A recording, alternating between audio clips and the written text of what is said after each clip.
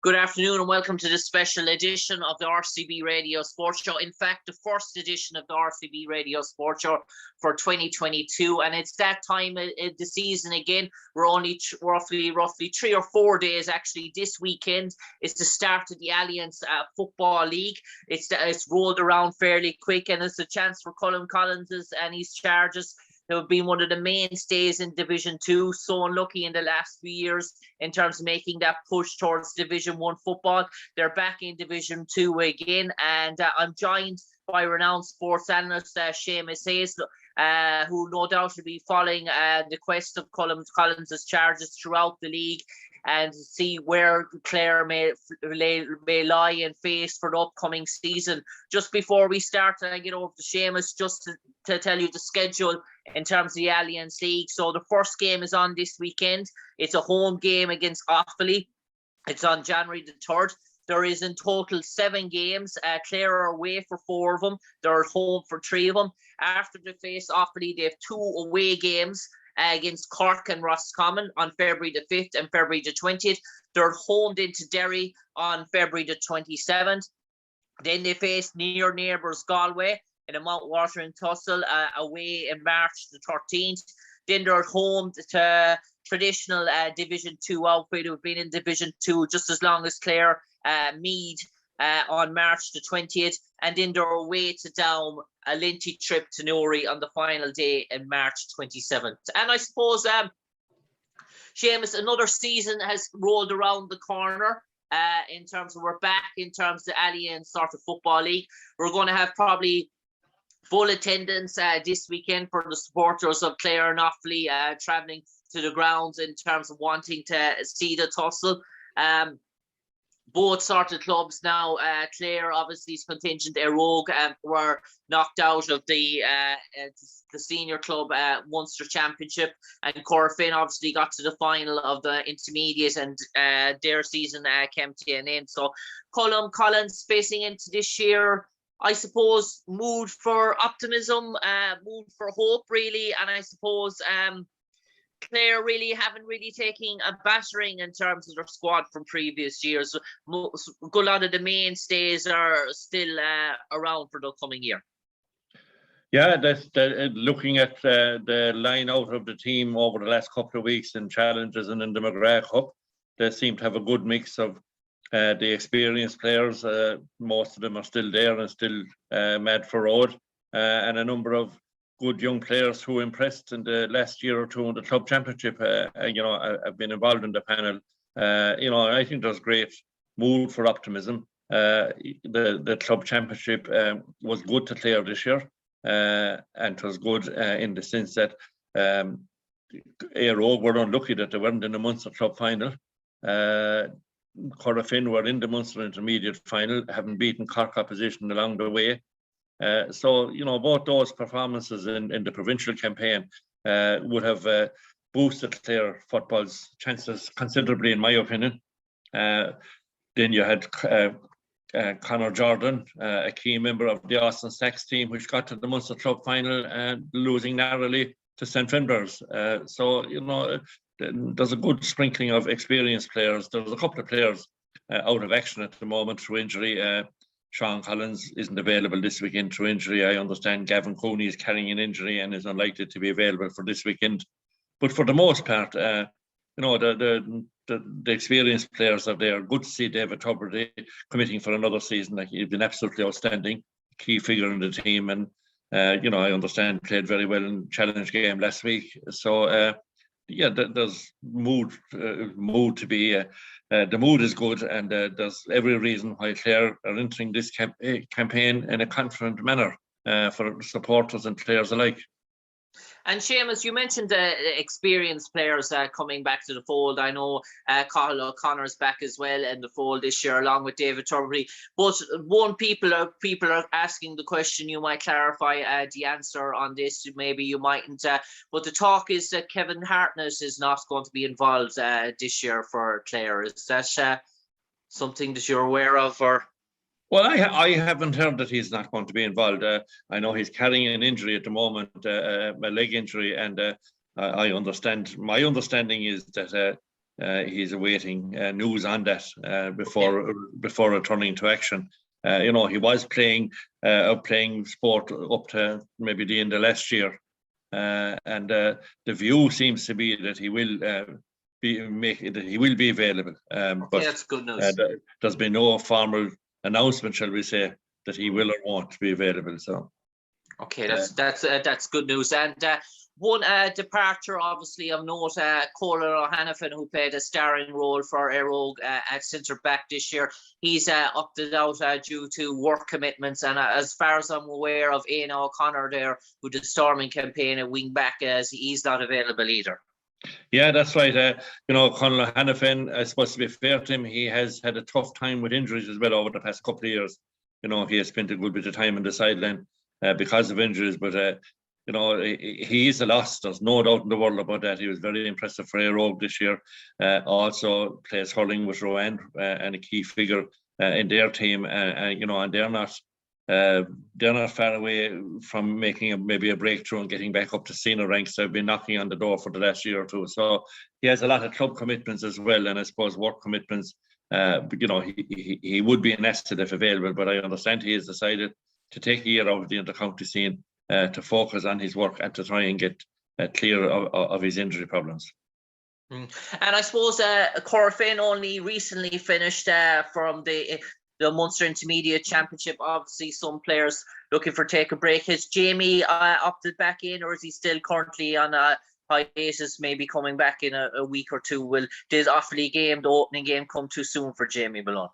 I think that it may have come too soon, but I understand that he's coming back into the squad this week. They only finished their club campaign there last week, as you know, and I think I understand it's the same with Conor Jordan, only finished the club campaign last week, and he's also only coming back into the action this week. Whether or not either of them will feature in the panel for Sunday against Offaly, we don't know. There has been no kind of formal announcement yet. Obviously, there'll be no question as to their fitness, having been involved in the club scene for so long, and two experienced players. There's no doubt that there would be a huge asset if they're available this week, because this is a huge game.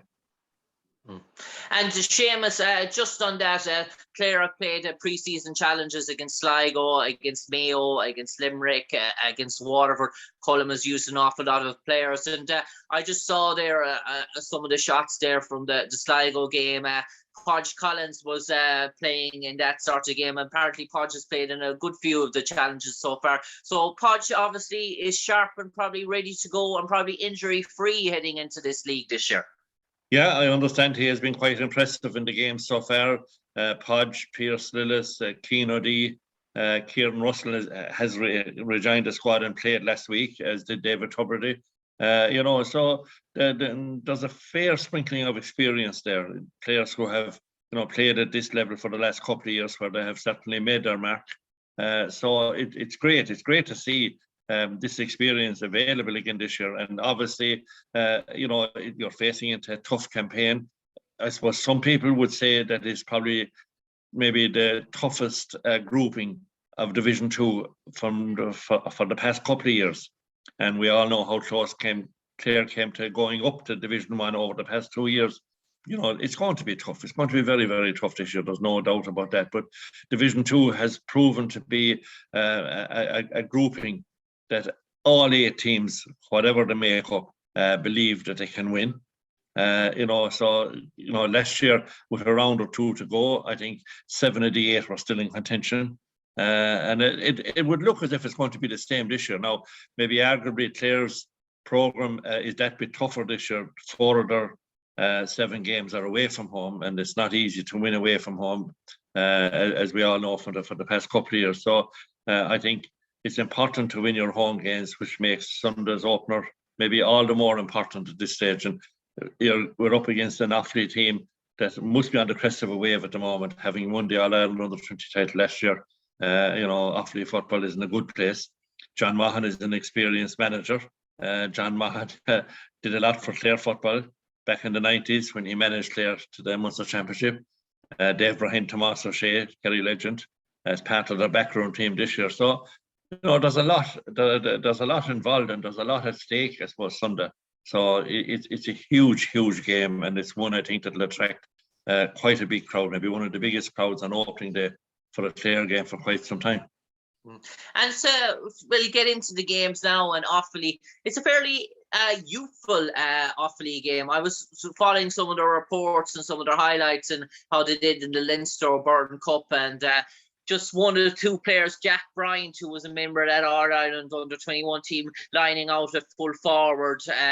Egan there probably, as people know, out in the wing forward as well. So these guys aren't taking up what I would say sideline positions. They're taking up mainstays in this Offaly team that John Mahon's trying to integrate some of them as integral sort of parts and sort of key roles going forward. So it's going to be a bit of the unknown, a bit unrecognisable in terms of this Offaly team as he tries to blood these guys into sort of key positions. But no doubt they have the ability and talent. And one thing that Offaly will probably bring to, rather than previous Offaly's teams probably in the past, is they'll probably bring an awful lot of pace to Cusack Park this weekend in terms of their attack.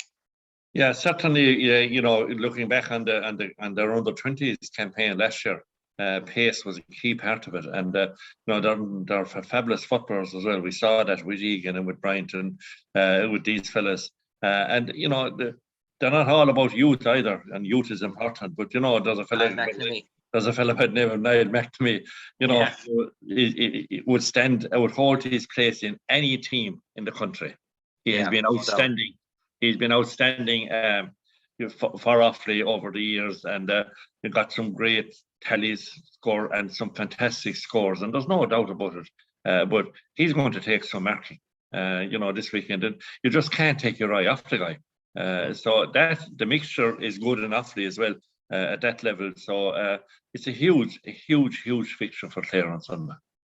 Yeah, and just going, as you mentioned, with the 3 home games and then facing into a double header of away games to come. Obviously, if you are victorious against Offaly at home, it puts you on the board and puts a spring on your step against what is too daunting enough in terms of obviously names and reputations, but given the history of the opposition in Clare as well, in terms of the record against Roscommon away, and obviously Cork under Keith Rickson as well as seasonal campaigner, they're difficult enough. So just before we move on to those games, the onus of starting with a home victory against Offaly is crucial, and I suppose Clare will probably look, no doubt, to Owen Cleary, who got named in the Team of the Year last year in the Allianz Football League, to see if he can bring that form this year around. But Owen is probably a bit rested coming into this championship, given the exploits of Milltown. Really didn't go that too far, but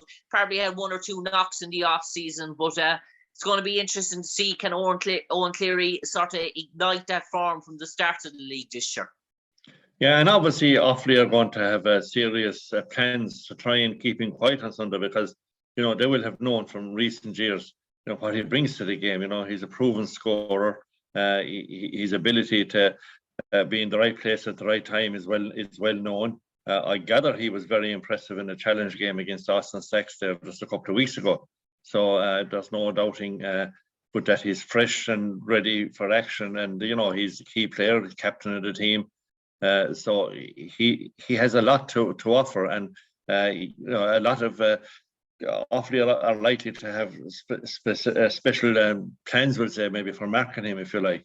But then you know you have David Tuberty of Keelan Sexton, who I believe is really buzzing at the moment and is in great form in recent weeks in those challenge games. And you know, Pierce Lillis had a great season both in hurling and football. His work rate has been outstanding.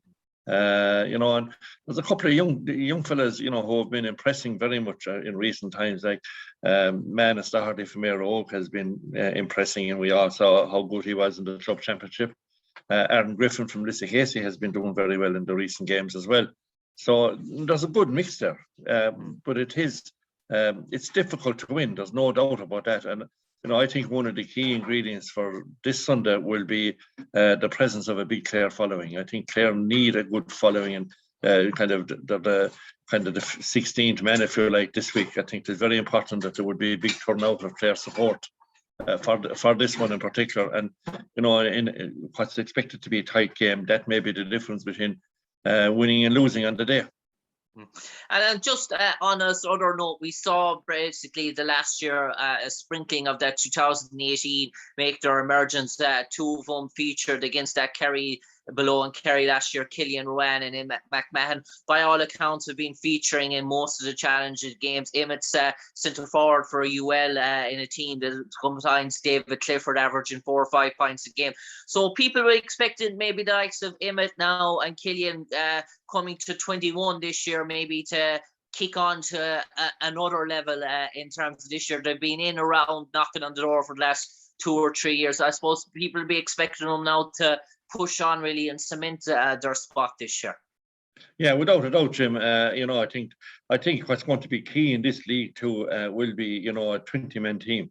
The full squad will have to be used every day, and I think a lot of counties have kind of shown that in recent times. It's no longer a kind of a game where you send out your 15 players and hope that they'll deliver for 75 minutes. I think that players have to give what they can for as long as they can and have this is where the strength of your panel comes in. If you have good competition for places, you'll have players that will be capable of coming in and replacing any of the ones that will start.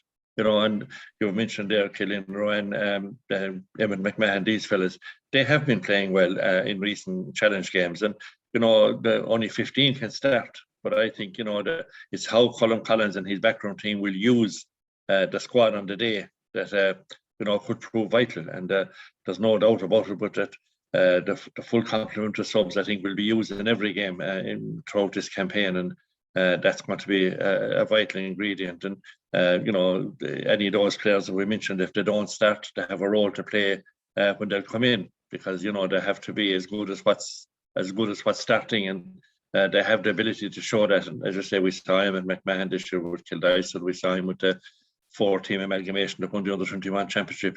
The huge ability he has, and he was part of the squad last year, so he knows what's involved at this stage, and he made a number of appearances last year.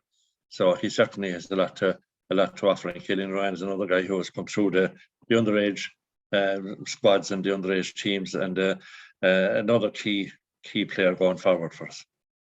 And Seamus, I'll move on now in terms of time. We'll move on to the next game, and we'll go through the games now in fairly sort of quick order. Cork on February the 5th, and just a note on Cork announcement, Keith Rickson, the manager, came out this week, said Rory Dean, Sean White, Michael Hurley and Mark Collins more likely. He's still waiting on Mark Collins an answer from Mark.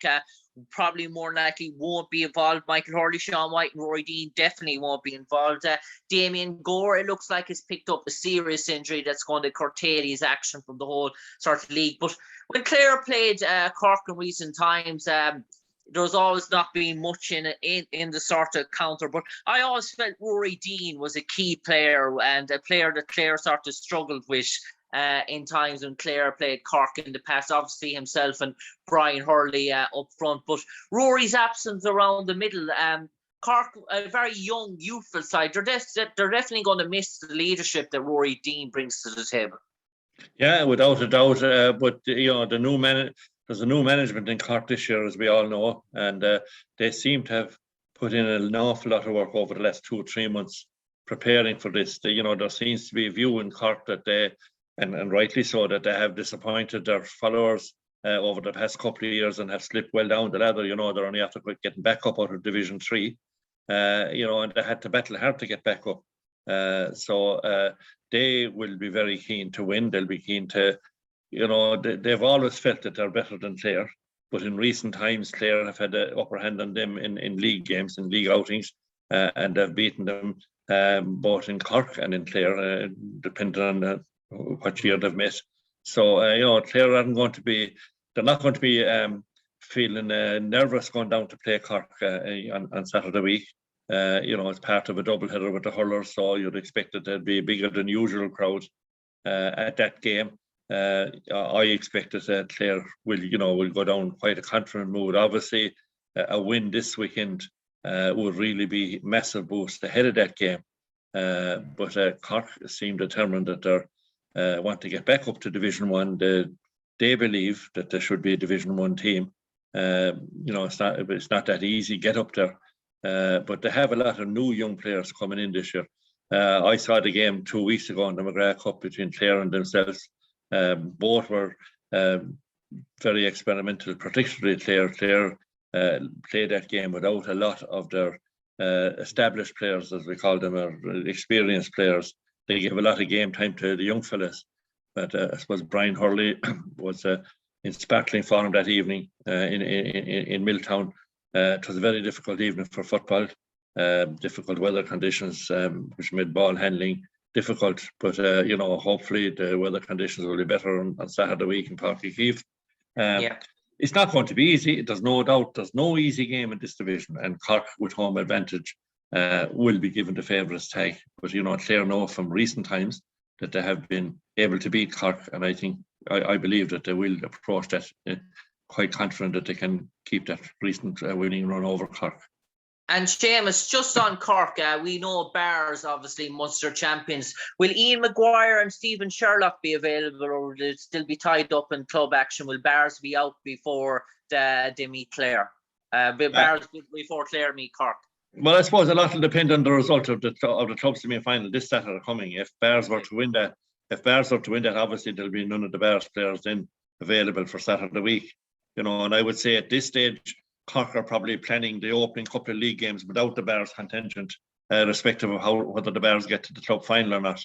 At this stage, I would say that they're probably planning without them, but obviously there are a couple of the Bars players, who will be key players in the Cork lineup as the season goes on. But for now, I would say that Clare will be playing a Cork team that will probably be minus the Bars contingent. Yeah. And obviously, before we move on from Cork, obviously, Sean Powter has been a sort of an instrumental sort of key player for them in the last sort of few years. He's marauding sort of runs up from the half-back line. Obviously, he's in a sort of attacking sort of threat. So, obviously, that's a player that probably when people look at Brian Hurley and maybe look into attacking options, Cork have, they have players like Powter that can break from the half-back line and cause serious damage as well. Yeah, that's right. For the McGrath Cup game, he was named in the full-back line. No, but he did play in the half-back line because they had a number of changes to the lineup before the throw-in that evening. But I see he was cornerback again last week in the McGrath Cup final against Cork. So whether or not the management are looking at him as a player for the full-back line at the moment, I don't know. I think he's most dangerous against any opposition operating from the half-back line, because he gets himself into positions where he carries the ball forward. He has great pace. He has great skill. He's very hard to stop, and he helps sets up a lot of scores. But he is one of their key players. There's no doubt about that. And Clare will have to, they'll have to make sure that he's not given open spaces so that he can run at their defence or anything when they meet. Seamus, we'll move on. So Roscommon, February the 20th. I watched a bit of Roscommon this year in the Connacht the Connacht Championship, and I saw their game against Galway, and obviously Donny Smith still there, Conor Cox really far into the floor, Inda Smith, Anthony Cunningham. Clare have always really struggled going up to Roscommon since we got that victory against them, that famous victory in the All-Ireland quarter-finals. Roscommon seem to have the Indian over us since then. We haven't really been able to turn them over since that outing. And Roscommon are going to be chirping there, sort of being a yo-yo team the last few years, up, down. But whenever they've been in Division 2, they have been ultra competitive. So people are probably looking at Roscommon and saying, are they on the slide? But that performance against Galway will probably show that they haven't really gone away either. Yeah, correct. They're a big, physically strong, mobile team with lots of skill. And it's very hard to beat them, particularly in the height. Very hard to beat them. They rarely lose on home territory. They fancy their chances of getting up to Division 1. And there's a strong conviction within their squad that they're good enough to be in the top flank. So I would expect that they'll go into that game confident. That they can get 2 points on the board. It's not going to be easy, and you see, a lot may depend on how their results in their opening 2 rounds will have gone when they come around to meeting Clare.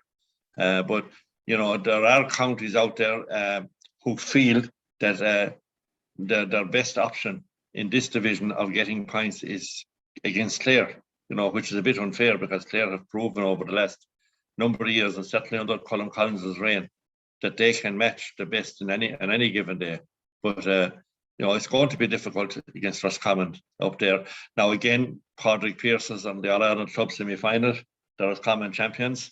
No doubt that the Dailies and a few others from their panel will be part of Roscommon, the squad during the year. But when they'll come into league action will depend maybe on whether or not they can get over the line in the All-Ireland semi-final. Now they have a tough assignment against the Dublin champions, but they fancied their chances, and if their players are available come the Clare game, it will strengthen their panel as well and give more options to Anthony Cunningham as to what his lineup will be.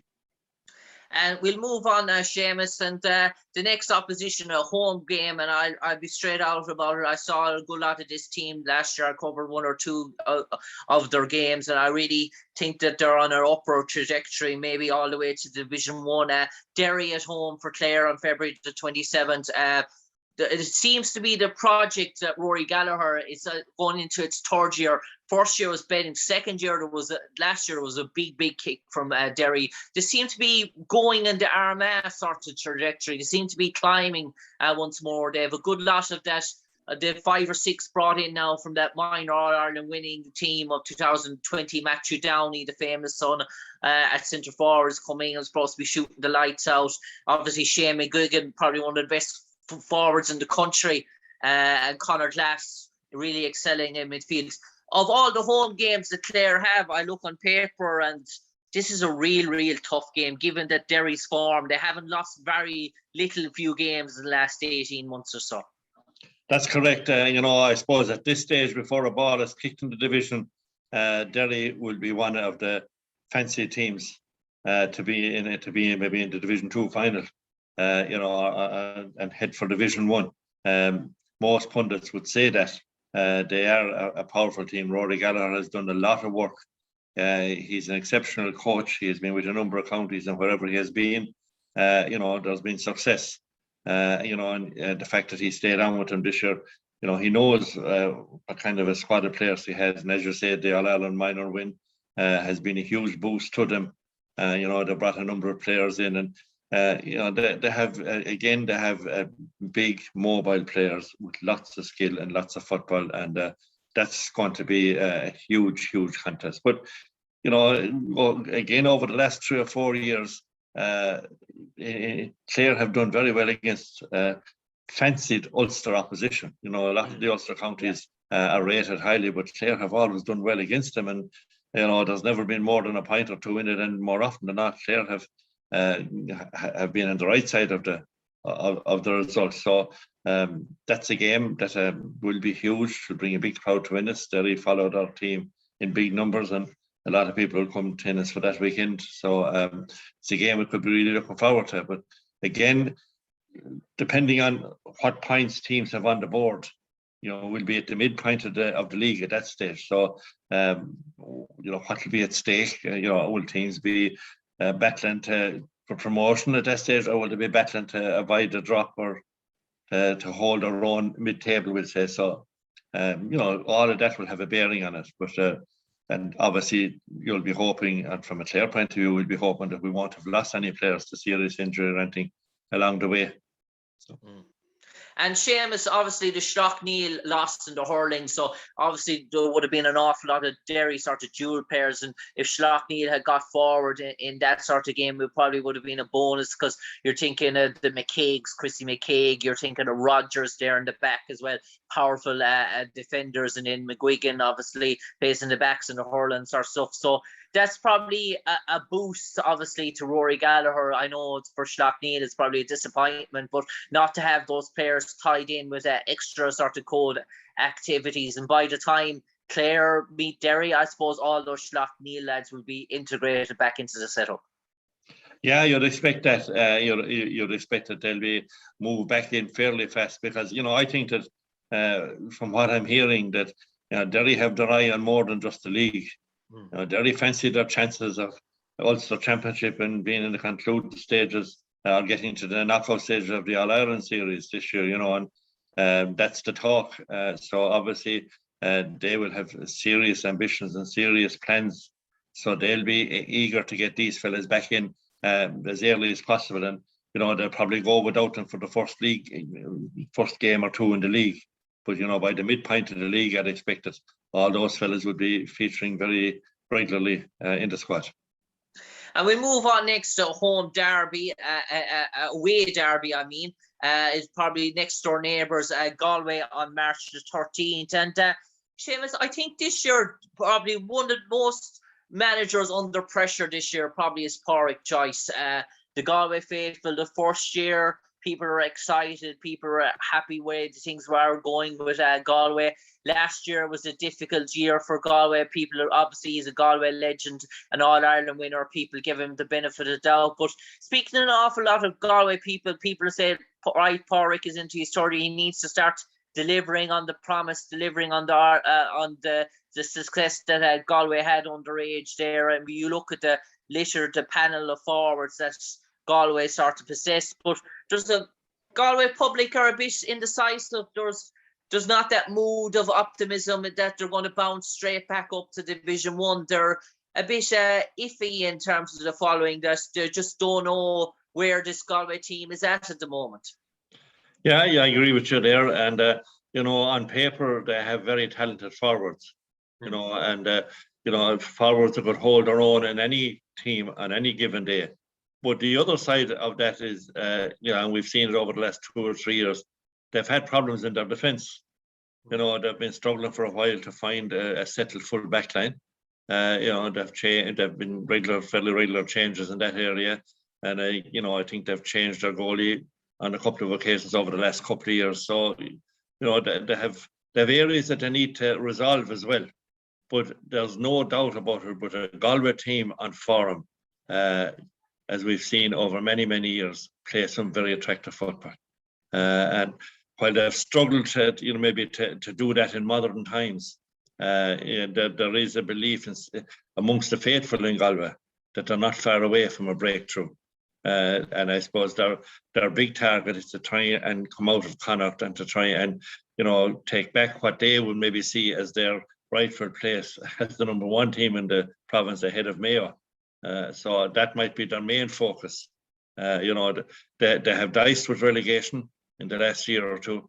They will see themselves as ahead of Clare, and whether that would help them or not is anybody's guess. Because again, as I said earlier, Clare have shown over the last number of years that when they're underdogs, that's when they maybe produce their best. But it's going to be it's going to be a huge game. We haven't met Galway that often in competitive senior football over the years. So for most of the time that I can remember, we would have been in the lower divisions and Galway would have been in Division 1. So I suppose maybe it's a sign that things are levelling out a bit. But that'll be a very attractive fixture.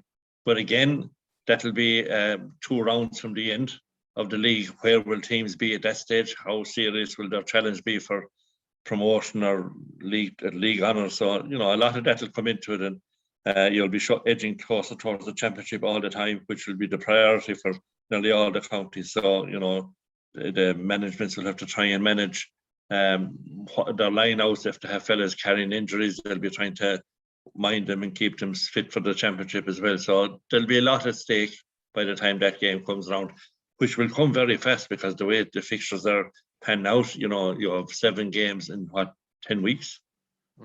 So, unfortunately, you're bound to pick up injuries. It will be the same for all counties, but there's bound to be injuries in that period. And the question will be, how serious will those injuries be? Hopefully there won't be any, but, a lot of that will play a part in it. But yes, that's going to be a very, very attractive fixture. And that's a day when the Clare backline will have to be at its best, because the skill of the guys in the Galway forward line, Shane Welch, Comer, these guys, there's no doubting that they're amongst the best in the game if they're let play. And but you mentioned there about not playing Galway in competitive games. So I imagine every year when the challenge circuit is drawn up, Galway play Clare and Colin, so they play each other, I say, before the start of nearly every sort of season. So Clare well familiar playing Galway. There's nothing sort of new there. Obviously, Clare probably have won, from what I hear, they've won their good few, and Galway have won their good few in terms of challenge matches. They constantly beat each other by all accounts in challenge matches throughout the start of the year. So it's nothing that's going to daunt Clare playing Galway, because we're probably so used to playing them in sort of pre-season sort of games. It's not like a Tyrone or a Monaghan or a Dublin that Clare wouldn't be sort of too familiar of meeting often. Yeah, you're 100% right in that. There's no doubt that they have played each other regularly every season, I suppose. When Colm has been in charge, and previous managements as well. And while both counties would have learned a lot about each other and that have noted particular players that would merit special attention when they'd be meeting competitively, the reality is that the challenge games, there'll always be maybe only 2/3 of your regulars playing, and the both counties in any challenge game will be using those matches, to give game time to players coming back from injury or to try out fellas who might have impressed in the club scene. So, it wouldn't give you a full, shall I say, an accurate picture of where they are in relation to each other, but it will certainly give you a lot of information as to how well they're doing, and it will certainly mean that Clare won't hold any fears of playing Galway. There's no doubt in my mind about that. Clare will be quite confident, and the buzz in Clare football in recent times has been very good. So the days of Clare feeling that can we put up a good show here and keep it down, I think are long gone. Clare now believe that they can match anybody, and rightly so, and they go into games confident that they have as good a chance as whoever they're playing. The next game now, the second last game, the penultimate game, home game against Meath on March 20th, and another man under serious pressure, Andy McEntee. There was calls for his head last year among the Meath public. A very disappointing league campaign for Meath, disappointing sort of championship. One or two players have opted out now. They're no longer the Michael Newmans, no longer we have the Graham Rileys, who were such a thorn in the Clare side. Obviously, Killian O'Sullivan is still there, but it's a very more youthful sort of Meath sort of team, rather than the experienced sort of Meath outfits that we would have met in the sort of past in sort of Clare. So you can't really take much in terms of previous encounters between Clare and Meath to give an indication on terms of form, because this is probably a whole new different Meath team, given the amount of personnel that has gone out in and out through the door in terms of Meath in the last 2 years. Yeah, very much so. And I suppose the power base in Meath football has changed dramatically in recent years. Brett were champions the year before last. The year just gone by, and Wolf Tones is managed by Micheál McDermott, who's well known to Clare football. Won the title. So, the days of the Navan O'Mahony's and the Screens and these clubs dominating in Meath seem to have seem to have gone a little. So, you're talking of new look clubs with maybe new styles and players and not too familiar names, coming into the scene now. Certainly there's pressure on Andy McEntee. There's no doubt about that, because the Meath public are very demanding for success in football, and they can't understand why they're not challenging Dublin maybe more strongly, and why they're not putting more pressure on Dublin, and they would feel that they should be like the nearest challengers to Dublin, and it shouldn't be Kildare or it shouldn't be Laois, who did very well against the Dublin selection last week in the O'Byrne Cup. Kildare would see themselves as being ahead, or Meath would see themselves as being ahead of those counties. So there is pressure on Andy McEntee, and there's no doubt about that. Again, it's a difficult thing. Meath, on their day, if they hit their best form, they are capable of putting it up to any opponents, but they have had very few of those type of days in modern times. It's been hit and miss, and a lot with them, and their form hasn't been that good. So there is pressure on them. And again, this will be the second last round of the league. So where will teams be at that stage in terms of how important will the victory be? Will they be challenging for promotion? Will they be trying to avoid relegation? Again, you'll be a week or two nearer the opening games in the championship. So there will be maybe a lot more at stake when that game comes round. But it's a game. Yeah, Meath will feel that they're better than Clare. They always have felt that. But again, Clare have had their share of victories over them, and even when John Mahan was in charge of Clare, they had some great victories over Meath in leagues and around that time. So again, Clare have no reason not to be confident facing into a Meath team. And Seamus, just one last thing on Meath. I suppose when you look at the teams in the division, it's very hard, basically, on form. I just can't see Derry or Galway getting relegated this year from Division 2. I don't think they'll be near the relegation.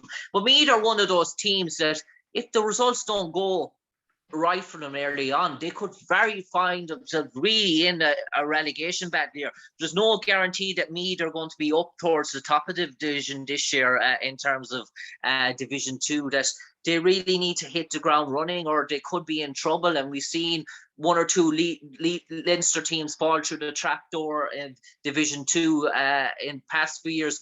I know Meath have a lofty status, but the status doesn't mean anything in terms of Division 2 football.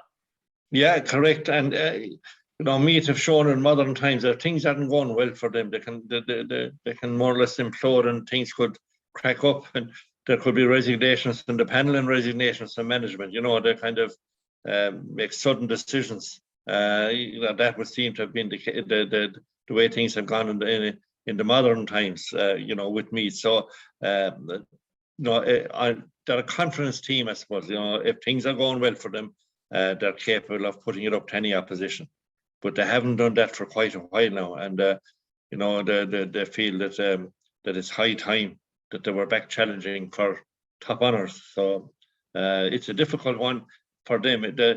Of all the teams in Division 2, I suppose, setting out in this campaign, the greatest pressure may be on them in that if they don't win their opening couple of games or get into a position where they're challenging strongly for honours, the pressure will come on management and it will come on some of those players, to know where they're going or what are they doing, and that could have a big bearing on it.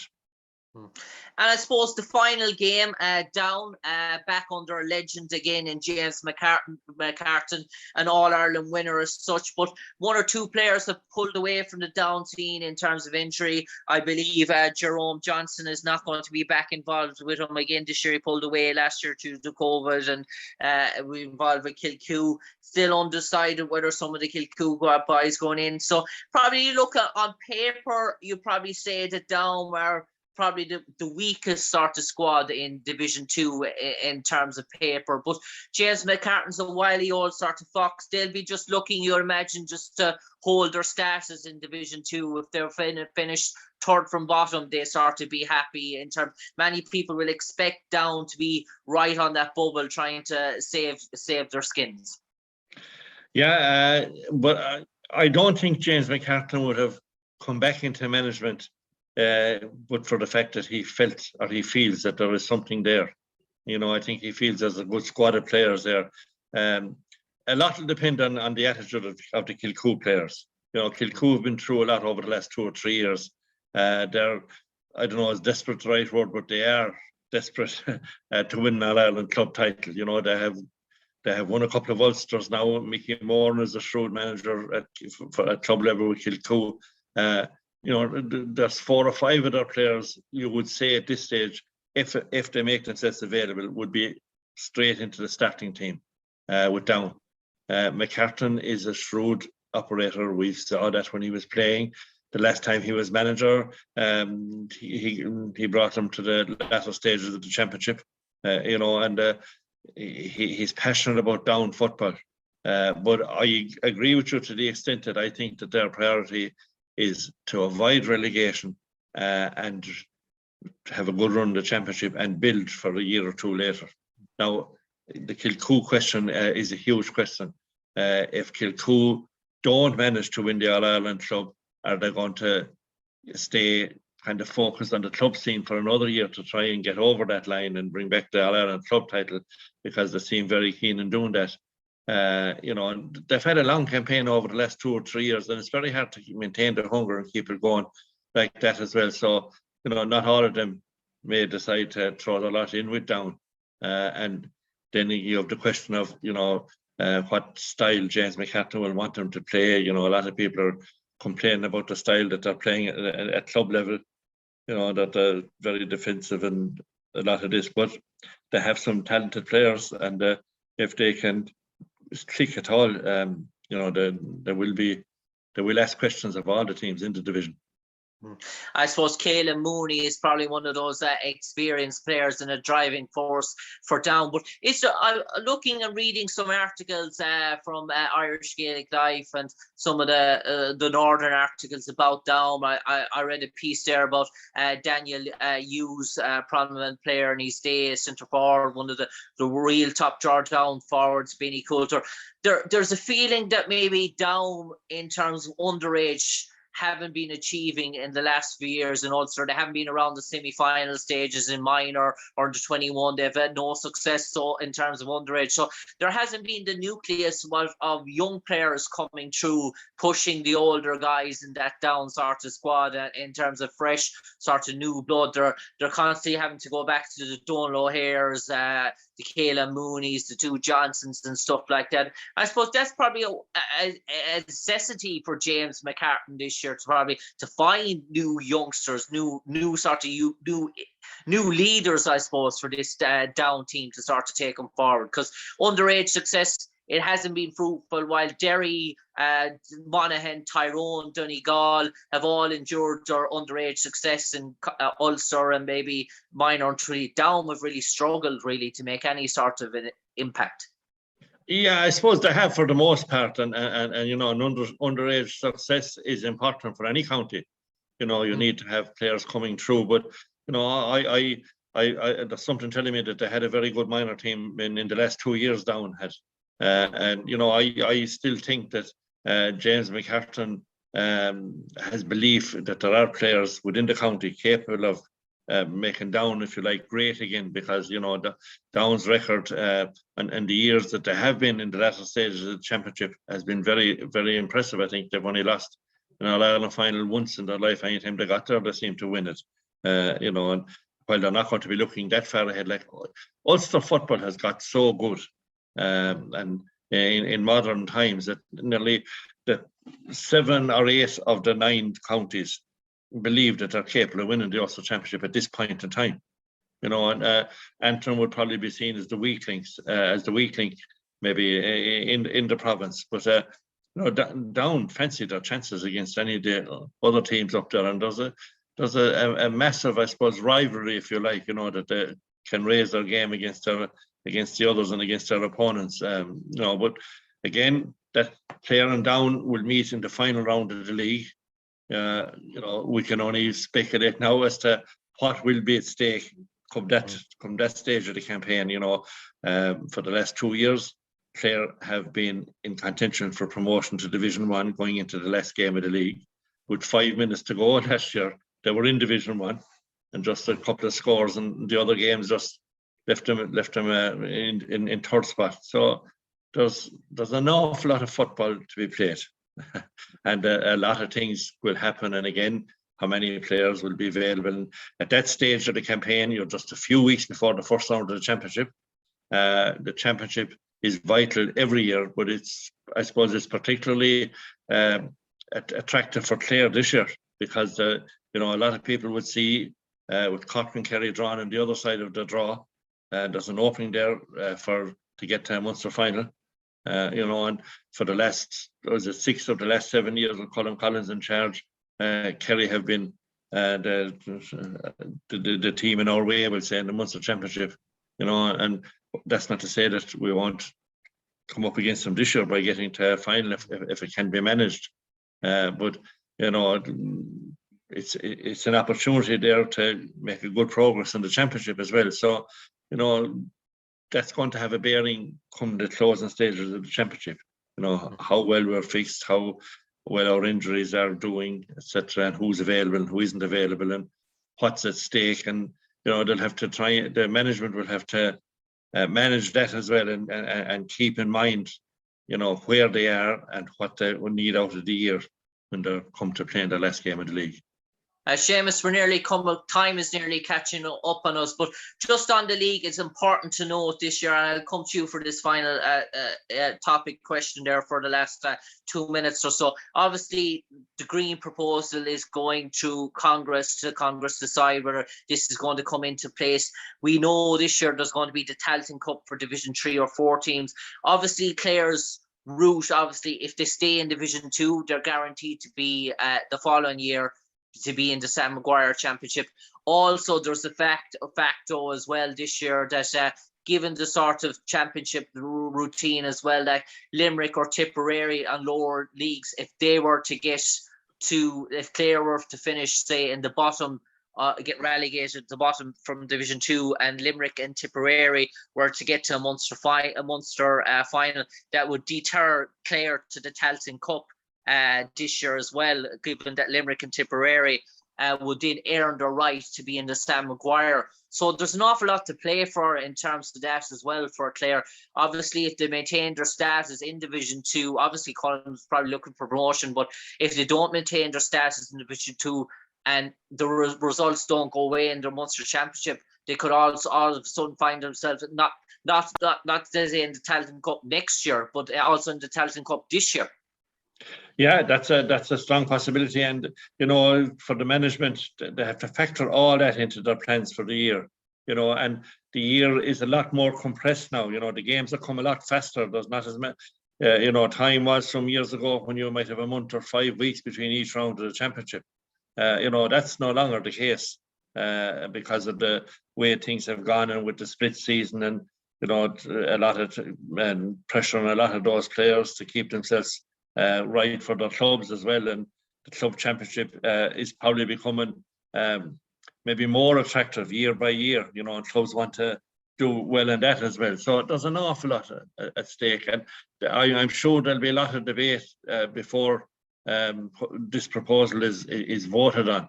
I saw Colin O'Rourke saying in his weekly column last week that he was backing the other proposal, not the Green proposal. So I'm sure there'll be a lot of interesting comments when it comes up for debate at Congress, and there were a lot of disappointed people, Clare being amongst them. When the proposal that was debated there a few weeks ago was rejected. So I'd say there'll be a lot of water flowing under the bridge before we have a definite decision yet. You may find that some of these things will be put back for another year. So it's a difficult one. It's difficult. At times people will tell you, and people involved in games say you can't beat games. Correct, you can't beat games, and they're great. And those of us who can't, at an age where we can't play any games, want to be watching games. And me included. We want to be, well, I wouldn't say that now, but we want to be watching games, and we want to have something to occupy us week in, week out. But the other side of that is the way the game has gone now, there are more and more games in shorter spaces of time. And I don't know if players will be able to maintain that. With club and county, there's no real break now. There's no such thing as a kind of a safe or an out of season time. The retirements are coming at 31, 32 now. Correct, they are. And if you look at the Masters fixtures chart that came out from Croke Park there a few weeks ago for 2022, the All-Irelands are played off in July this year. The club championships start straight away. They run for the rest of the year, and in this particular year, the All-Ireland semi-finals are scheduled for the first 2 weeks in December. That's the hurling and football in the club championship. The first 2 weeks in December. That's 5 and 6 weeks respectively earlier than the campaign just finishing up. Like we've All-Ireland semi-finals last weekend in club hurling, next weekend in club football. Next year, those corresponding games will be 6 weeks earlier. So that puts a lot of pressure on players. And there's a lot of things happening. The day of the dual player, I think, at club level is winding down because of the way the fixtures are coming, which will be a huge blow to small parishes in every county, particularly in the west of Ireland.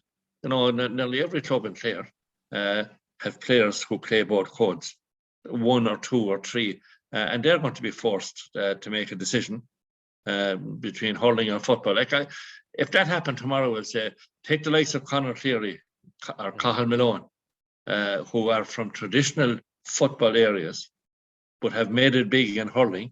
You know, if they're forced to opt for one or the other code, which one are they going to opt for? And if they opt for hurling, we'll say at the moment, does that kind of end their ties with their native parish? And I just use those two as an example.